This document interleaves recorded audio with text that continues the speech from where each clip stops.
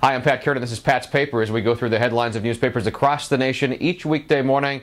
Here's some of what we found on this Tuesday. Right up front from the LA Times entertainment section, a story about the new season of American Idol. Episode 1 tonight. Richard Rushfield writes, when Idol premiered 8 years ago, no major media outlet wrote a story about that little summer replacement series. It seemed to be a desperate attempt to revive the 80s show Star Search.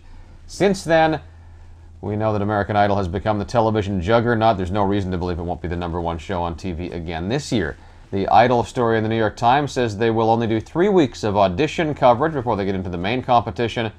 The story says that's a response to the feeling that the early weeks of the program had been showing too many people making fools of themselves, clearly on the program for no other reason than the fact that they wanted to get on TV.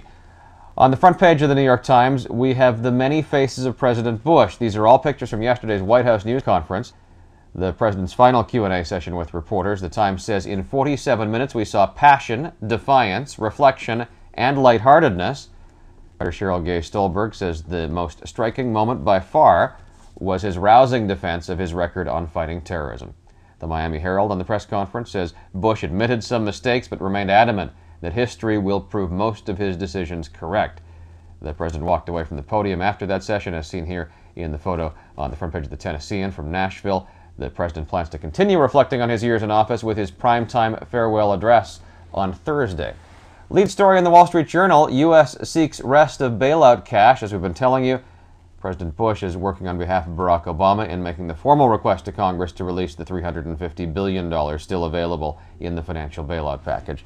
Speaking of the president, the Journal with a photo from his news conference. It's on the front page along with a file photo. So the one on the left is from a 2001 meeting about the time he came into power. The one on the right, 8 years later, his hair a little thinner on top, but he seems to have held up well over 8 difficult years. On the Israel-Gaza conflict, the LA Times reports today that a Palestinian death toll is now up around 1,000. There is international outcry.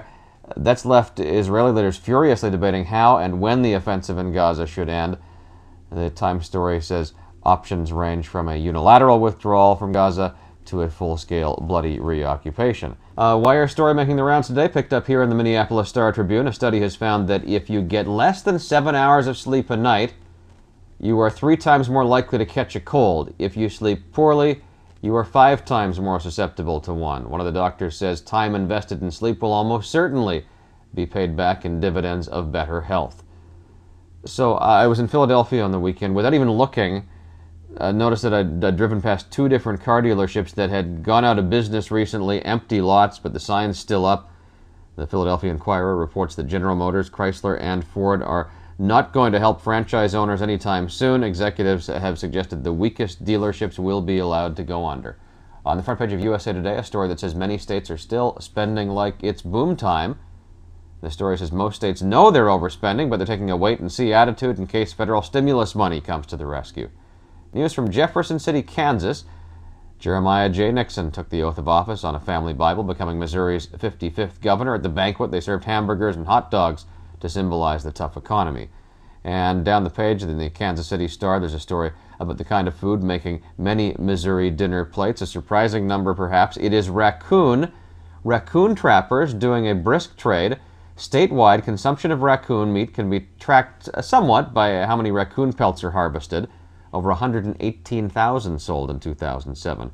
It's a record-breaking heat wave on the West Coast. San Francisco recording its warmest January day ever. The San Francisco Chronicle says yesterday at 74 degrees, easily beat the 1948 record of 67 degrees.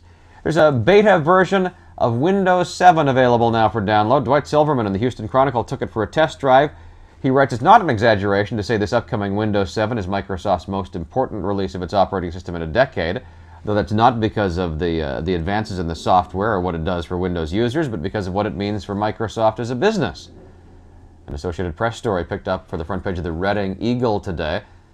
Scientists believe the length of your ring finger does a lot to predict your success, or the success you may experience if you become a financial trader. The theory is the length of the finger is determined by exposure as a fetus to the same hormone that eventually determines things such as reaction time and your level of confidence.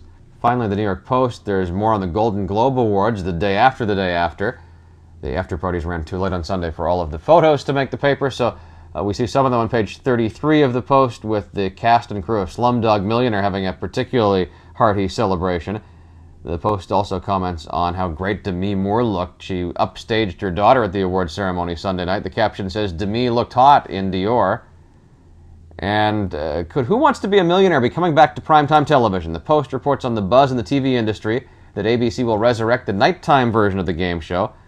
The popularity of Who Wants to Be a Millionaire starting in 1999 led ABC to put it on TV a lot.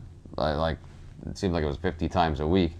Eventually that led to burnout, but now ABC may be interested in a revival. And that's a look at just some of what's in the newspapers this morning. We try to pick the highlights for you each day, but if you think there's a particular story we should have included, send us a comment. You can do that at patspapers.com, and there you will find links to the individual newspaper websites where you can read these stories in their entirety.